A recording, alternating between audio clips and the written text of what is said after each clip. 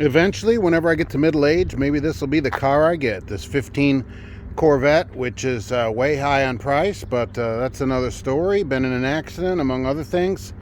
Look, we're not here to talk about Corvettes, even little red Corvettes, all right? Let's get to the meat of the Sunday Rant. So I want to talk to you today in today's Sunday Rant. By the way, welcome. This is Trucking Answers, and I'm Mark, your America's Supercar host. But I want to talk today about an email I got from a driver, and I'm not going to say who it is or companies or anything because, I didn't ask him that kind of permission, but I think it's an interesting take on what the trucking industry is and what it could be.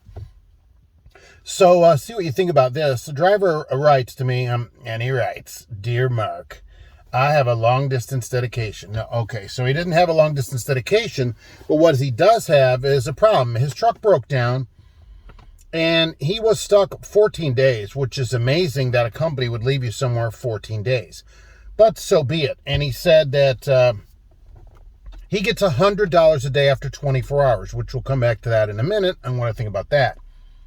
And they won't even pay him that. So I would say he's due $1,300. From what I say, but he said they won't pay him. And so I said, well, look, is this in writing? I'm waiting to hear back from him. If it's in writing, I would tell anybody that's due money from their company to go file with the state. That would be my answer. You can go talk to an attorney, which I'm not. Also, if you want, I don't think that's worth it, but it might be. Certainly file with the state Department of Hour and Labor, Labor and Hour Division, and tell them, look, I'm due wages that I haven't been paid. Because if it's in their manual, just show that to the state. So that's how I would proceed, and that doesn't cost anything.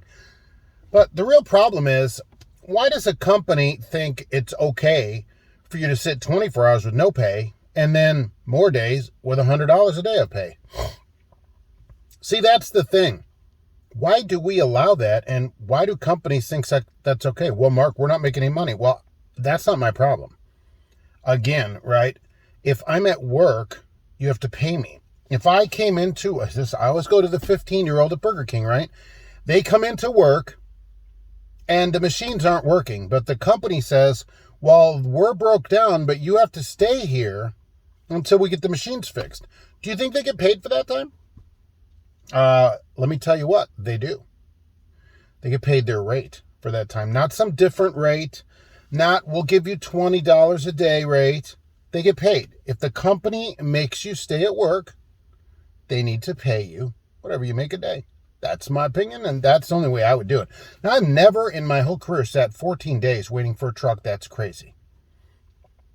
But, it would have been cheaper for the company to just send him home. Really, maybe they didn't know beginning that he'd be sitting 2 weeks. Regardless of that, if you are on the road, or really wherever you are, you should get a day's pay if the company requires you to stay at work. And their answer can't be, well, he could go home and come back on his own time.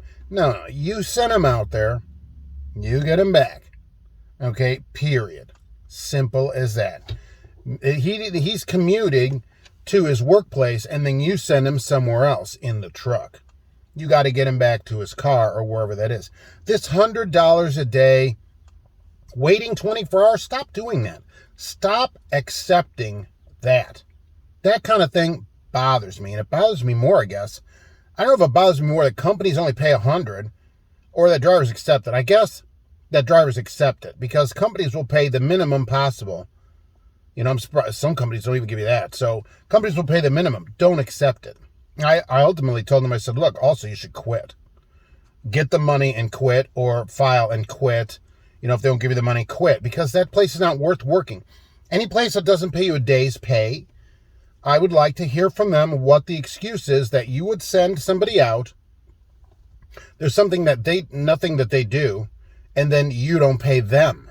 How is that their problem? And did he damage the truck somehow? No, of course not, right? Of course not. So I don't want to hear it from companies. I'm really tired of companies. Well, $100. That's not what $100 is. Nothing. I can go drive for Uber for a few hours and make $100 and be home at my house.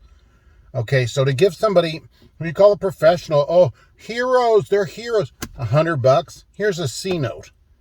Right? Here's what a teenager makes, and if 7 hours at Burger King in Lafayette, Indiana. 7 hours, right? But you're going to sit away from your house for 2 weeks for $100, all right? Don't do it anymore. You're making me mad.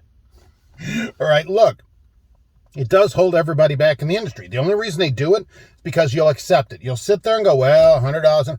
No. Tell them, give me a truck or I'm out of here, okay? I'm just sick of this. And you companies, don't even do it, all right? So that's the story today. That was my advice. Let me know what you think about that. Don't forget there's a live show Mondays at 12:30 p.m. Eastern time.